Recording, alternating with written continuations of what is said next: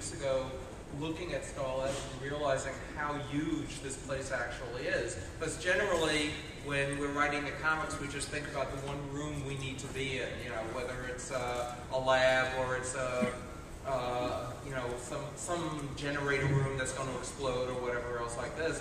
But this is a huge environment with endless number of rooms, and you start to realize, oh my God, I could put a story right there, and it could lead over there, and lead over there, and move over there, and then go outside and come back, because this is a larger environment than I ever expected, and larger than I've ever seen in the comics. So as I say, we always tend to center on the one area we need to. Now we have the freedom to move all over the place. And then Jim, we were speaking earlier outside, and you said one of the challenges for you was making sure that it didn't look like the Watchtower. Right.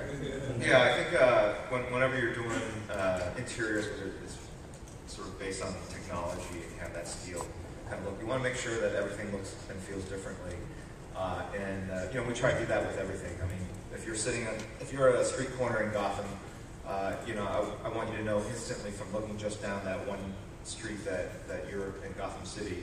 And same for Metropolis. So we really try to make things that look as iconic as possible and really have points of interest throughout, not just the city, but even in interiors like Star Lab. So every room has some like cool thing in it. So it just keeps it interesting, and also helps you keep your bearings as you kind of run through this massive environment. So basically, Jim's promising that the test tubes in the Watchtower are not going to look like the test tubes in Star Labs. You heard it here first. You can Twitter that right now. And Jens, I want to talk about the actual functionality of places like Star Labs within this universe. Is Star Labs going to be kind of a mission home base? How's it going to operate in the universe? Well, we have a lot of areas in the game which are sort of these high-end, what we call instances, or basically like, you know, kind of like in fantasy models, it'd be dungeons or something that you can go into and have these extended adventures with a bunch of your friends. The cool part about, I think, places like Star Labs and other areas in the game is that one thing I love about DC is that these environments themselves are kind of characters, right? It's a really cool thing that DC has. Gotham City is a kind of a character in itself, so is Metropolis. So we kind of took that philosophy and transplanted it into places like Star Labs. So what's Star Labs all about for us? Well, we had this concept of kind of like, oops, did I do that? You know, it's these guys who are kind of like experimenting with technology and machinery that kind of goes wrong all the time, and you know, it's for the greater good.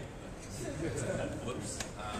So, you know, we kind of like set that up as our story, and the places that, or the type of things you can do when you go to Star Labs. It's really kind of like cleaning up these gigantic disasters that kind of happen there as a result of scientists poking in the areas where they shouldn't be.